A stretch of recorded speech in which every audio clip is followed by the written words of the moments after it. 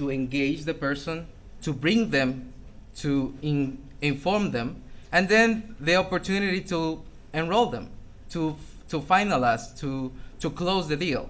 So then, how do you enroll Latinos and make you stand out? Because as we saw from the previous presentations, we see that Latinos and in general, we are searching and we are talking about the brands.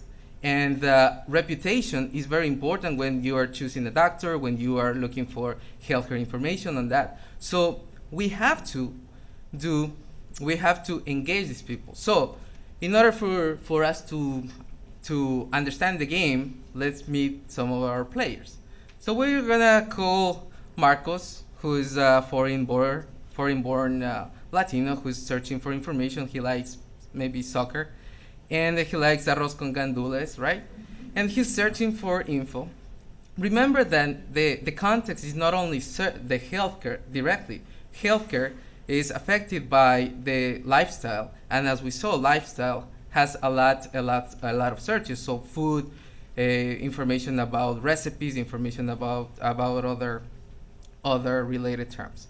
And then let's meet Elizabeth.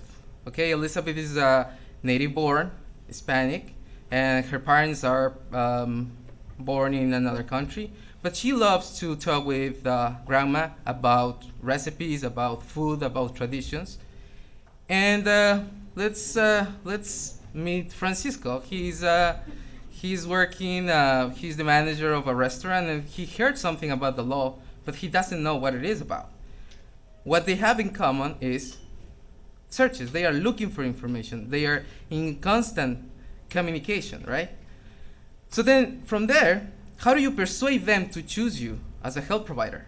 There was a recent study from, this was in the Huffington Post media, where they showed that, as Google showed too, that trust needs to be in place when it comes to engaging Latinos, right?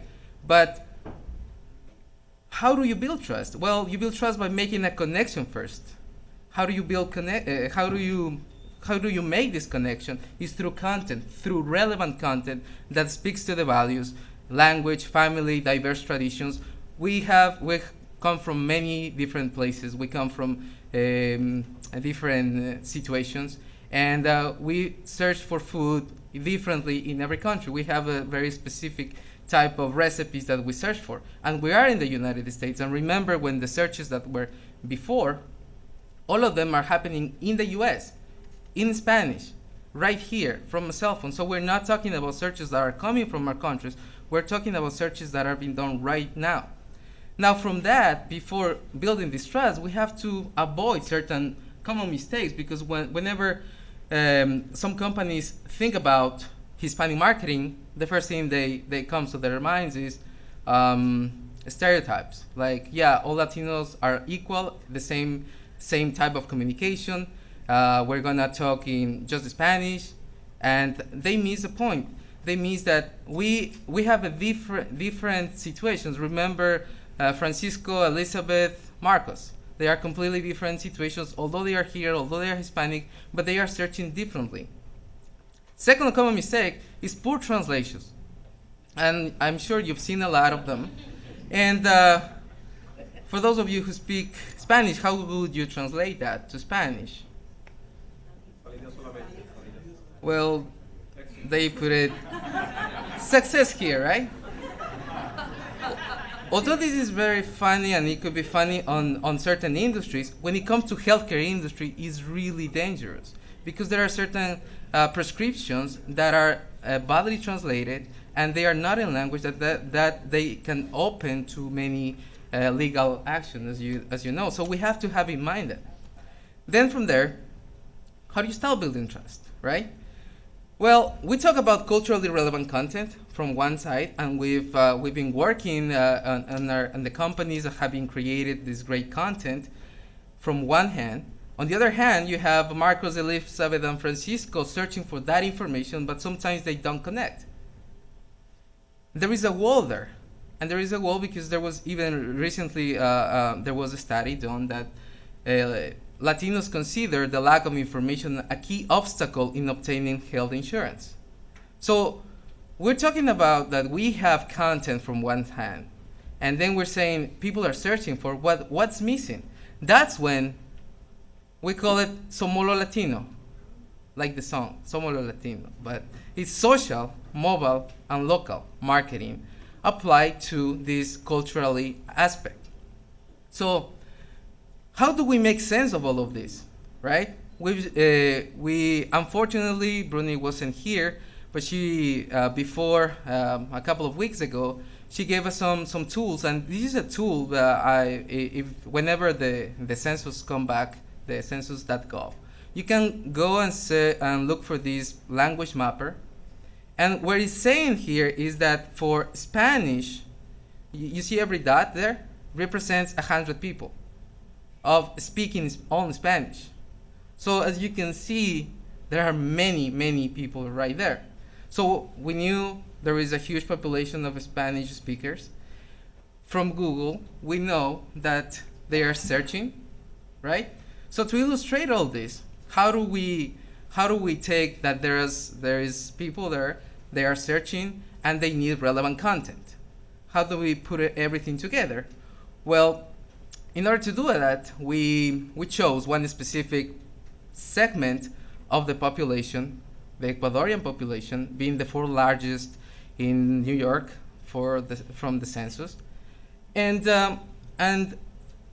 we did a joint project with Region Q magazine, which provides useful information for Ecuadorians living here. And also, as you know, I'm a little biased being Ecuadorian. I know a lot of that. I know the food, I know soccer. So the content is gonna be more relevant, more in tune with what people were searching for.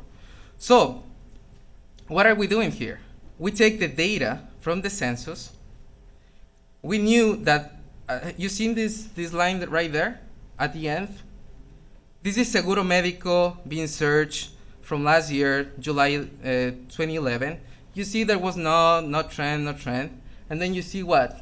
Just going to, I don't know the numbers, but I know it's spiking, because of the law. So we know they're searching there. So people are looking for more information in Spanish in the United States right now, okay?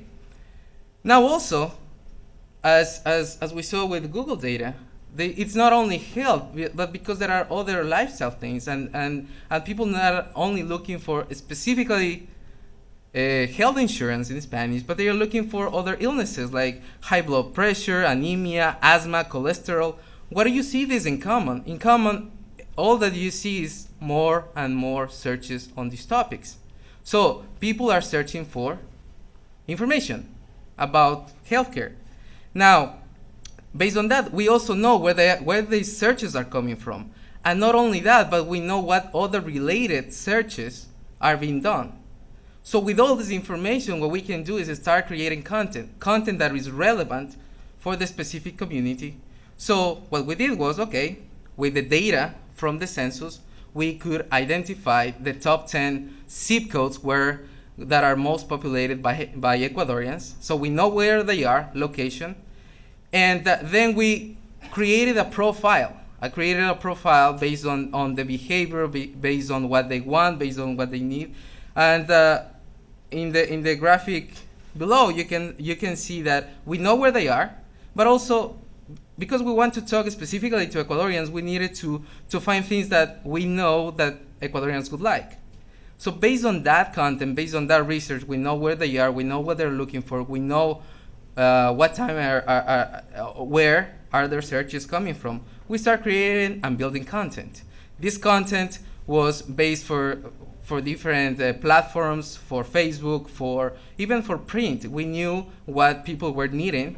We knew about, as you can see, food, health related, anything that is very relevant for these specific customers. Now, what we found out is that we got the content, as we talked before, plus the Somolo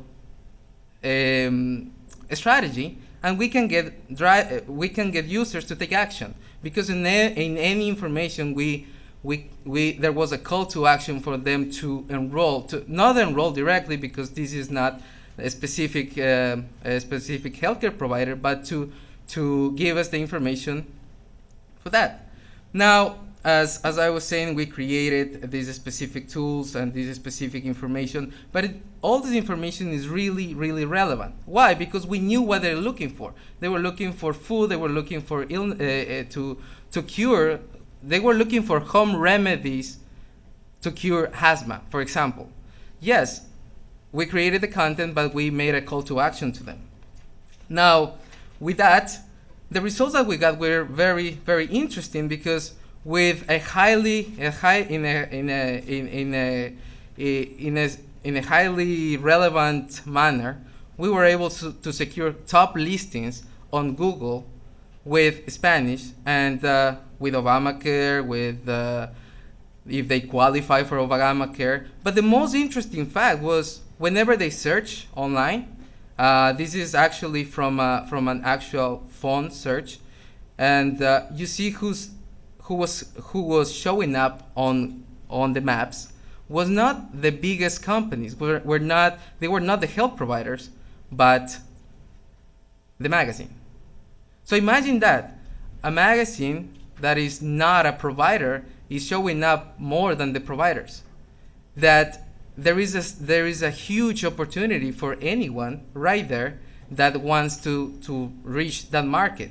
But as those are the top spots from there in the city. And then not only they found it, but they took action. They took action. They called or they set up an appointment.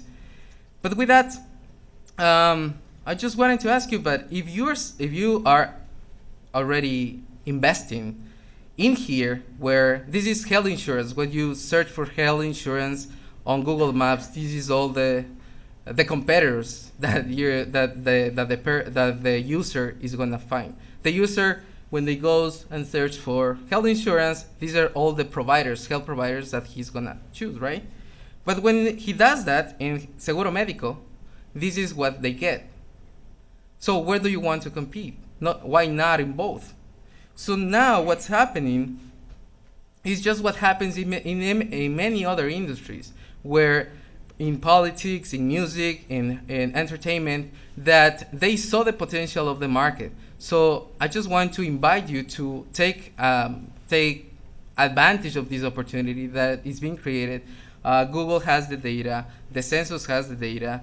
We know, look around, and for that, I think we're open to questions, and these are some of our clients, and has my email address. Thank you very much. Any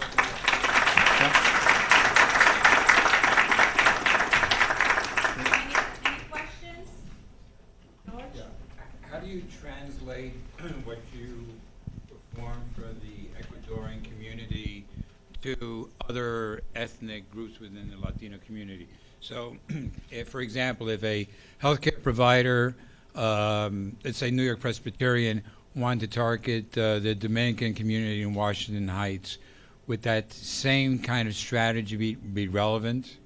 No, great question. Of course, the same strategy that we took with the census data, we can know specifically the community, the zip codes, or where they are, this community is, and then based on that, we will search and research what's the most relevant for that community in terms of food, in terms of health, in terms of illnesses, and create a culturally relevant content based on those findings. So it can be replicated. So it doesn't necessarily, again, I presume that it doesn't necessarily have to be just with like a hospital. It could be a managed care company, an insurance company, who is looking to target in on the diversity of the Latino community, that similar kind of approaches can be done by them. Yes, and also remember that there are going to be many new insurers, and they are going to be searching locally. If I didn't have any health coverage before and now I have it, I'm gonna start looking for doctors. I'm gonna start looking for hospitals, and that's gonna be locally, because if I live in the Bronx, I'm not gonna be searching on hospitals in Queens or in Brooklyn. I'm gonna be searching around. So this game is gonna be local. The more relevant that the provider is gonna be around this area, and with the services they provide is gonna be better. Any other questions? Do we have time for one more question? Yeah. Question? I just have a thought. It's sort of, I haven't finished it in my mind, but I'll ask it and hopefully it'll come through. I think you're right on what you talked about in the Spanish community. There's 22 Spanish-speaking populations from 22 Spanish-speaking countries in the U.S. of A. And to get to them, you have to be at the local level, making it relevant to them. But I doubt that many of the Fortune 100 companies today will spend a lot of money subdividing these segments into 22, not counting that between these 22, then you have Spanish dominant, English dominant, and you have both. Exactly. So I wonder if there's a shortcut that some companies might be able to use to not have to go within the New York City alone and go to the Dominican, the Puerto Ricans, the Mexicans, and the whatever groups need to be there. Because I'm afraid that most companies won't do that. No, and you're right, and this is a great question, because the thought of creating different campaigns can be daunting. However, on digital, you don't have to spend that much of money because it's digital. You have to spend the money creating the content, not as in TV, not as in radio, where once you have it ready, you send it. On digital, you can create mini sites, mini specific, very highly relevant content places that they can come and they can enroll, and that can be replicated. And the fact that they don't have to invest in as you're thinking on the campaign on the national level, doing 20 different specific segments. In the internet is not the problem. The problem is that we're taking what we learn on other media and trying to apply it to digital. And that's not the case, because here is digital. We don't have to have it ready. We need to have it very, very specific, and test it sooner. You don't have to invest a lot of the resources and trying to go and create a full campaign. You can start very local, very specific, and by the results, you keep changing. We've been able to change the campaigns on real time. If you don't get any results, you keep changing until you get the response. And that is a lot more responsive, relevant, and it has more results. So the people who are doing that, there are many successes that they can show you in other industries. And that's going to be, I think, I don't know if Kelsey has these data, but the more relevant they are, they create mini campaigns and they get very relevant results on that. So, thank you. Thank you, Marcelo.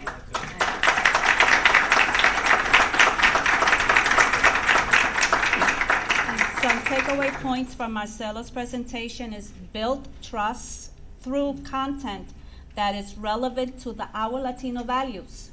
Content might be out there, however, it's not connecting to the Latino community. Somolo Latino social mobile and local marketing is the bridge to enrolled uninsured Latinos. Somolo Latino approach allows you to get to the right audience at the right time with the right content and through the right tool. Please keep in mind that 60% of uninsured Hispanics fall within the age range of 25 and 34 years old. Keep that data in mind. And with that, I leave you and have George Zeppenfeld come back.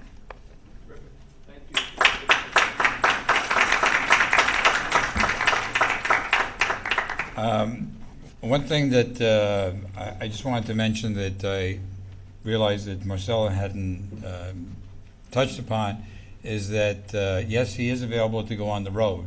So obviously, you know, it's difficult to really get a appreciation of the total scope and opportunities of social media, digital media, in a 1.5 hour presentation. So, we had discussed that his organization is available to meet with managed care companies to give them a more specific presentation on how this strategy is solo. Say it again, Marcelo. Somolo would work within that organization. So just keep that in mind. I'm not sure if they're here, but I know that one of the things we wanted to do was to, at this event, recognize students that participated or were graduates of the Summer Enrichment Program of Greater New York Hospital Association. Whoever you are, will you stand up? I think we had 1 or 2 students. I know we have 1, don't we? Okay, so why don't you use your loudest pitch of your voice. Let us know your name and where you did your internship and what you're doing now. Hi everyone, my name is Daniela Rango, and I'm the internship here at Roosevelt Hospital at Patient Relations. And right now I'm currently studying for the MCAT for medical exam to enter 2015. And I think there were 5 or 6 Latino students that were in the Summer Enrichment Program of Greater New York Hospital Association. Unfortunately, I think they're either hard studying at the books, going for the next degree, or hopefully gainfully employed so they could join us this evening. But the Summer Enrichment Program is one of those programs that our association has been involved in with Greater New York for the last 5 years. We do the outreach and we participate in some of the mentoring. So I just wanted to make sure we made her aware. And also, are there any, are the representatives from the Latino Medical Student Association here? Okay, why don't you get up and just, they've been one of our regional partners, just give us your name and what your role there is. No, you can come on up to the, use that mic over there. Okay.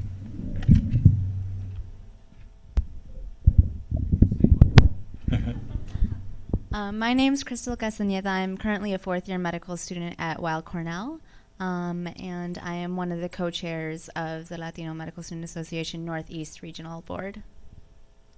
My name is Francisco Narvaez. I'm a 4th-year medical student at SUNY Downstate Medical Center. I'm the policy chair for our e-board. Great. And thank you very much. So it's great having them, the Latino Medical Student Association, as members of AHIS Roundtable, and it's just amazing how these I don't know where to say younger or young people. I sometimes want to say younger because then I don't feel older. But it's amazing. Not only do they have such a strenuous academic year, but they have the time to really invest in leadership development and developing the association. So you do us all proud. Thank you. And as I said, we have other representatives of AHIS Roundtable, a Professional Hispanic Health Association. I believe I saw Dr. Sam Arce. Sam, would you just get up, please? Sam's a member. Oh, yeah. And we have Maria Elena Fonte, who is there. We have Dr. Susan Coleman. Suzanne, she's there. She's with the mental health professionals. The representative of the Hispanic dentist was on a medical mission in Dominican Republic and couldn't join us tonight. And we have Louis Vasquez, Mr. Louis Vasquez, chair of the National Hispanic Chamber of Commerce on Health here, and also very thankful to him for his continuing in-kind contribution of wine with Casa de Vinos. We love him. We love him more. And after 1 or 2 drinks, we love him even more. Lastly, I wanted to give an opportunity to the one of the vice chairs of the Association's Managers Council to talk about what the Managers Council does to encourage you, your members.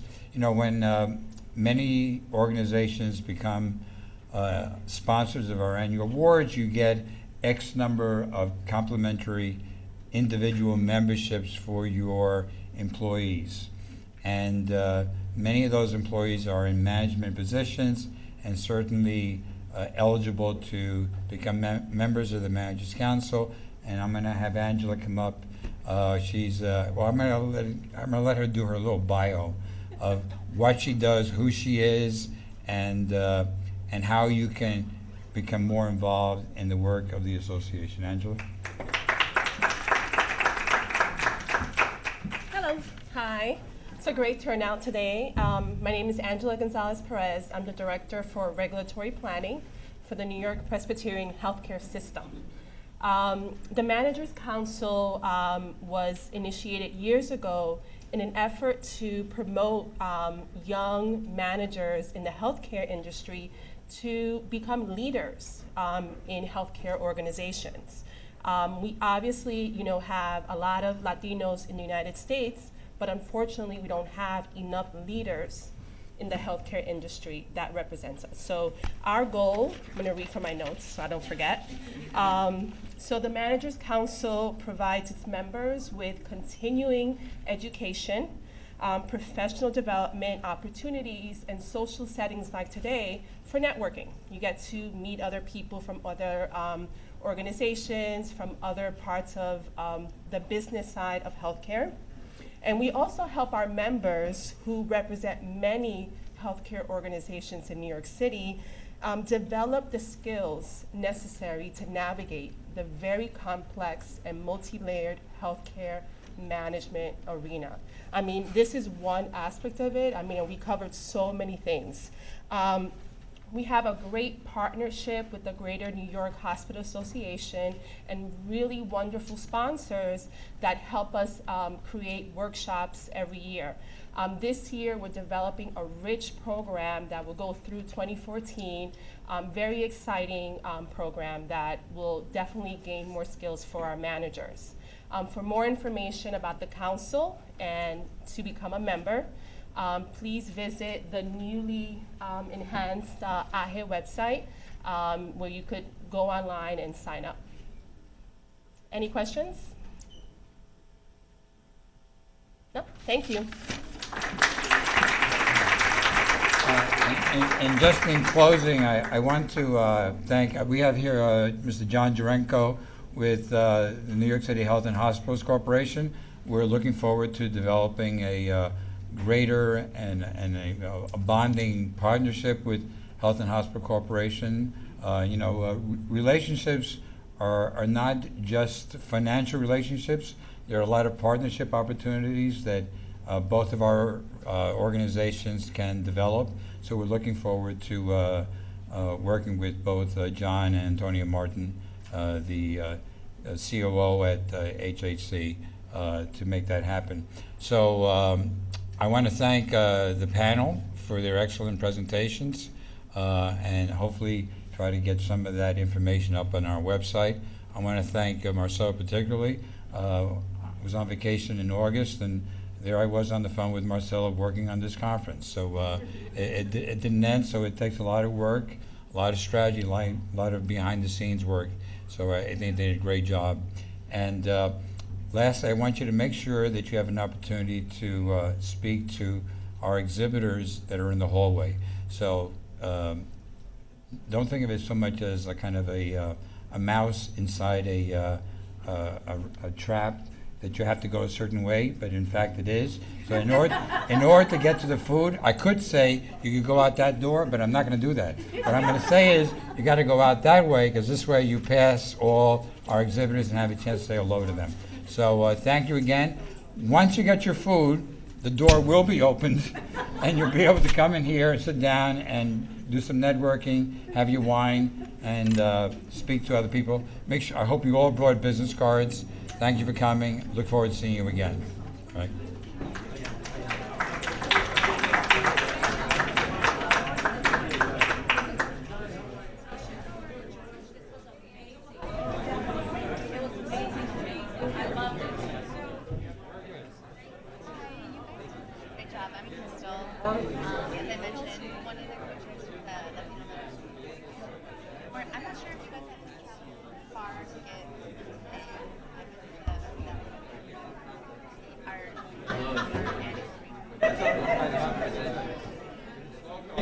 I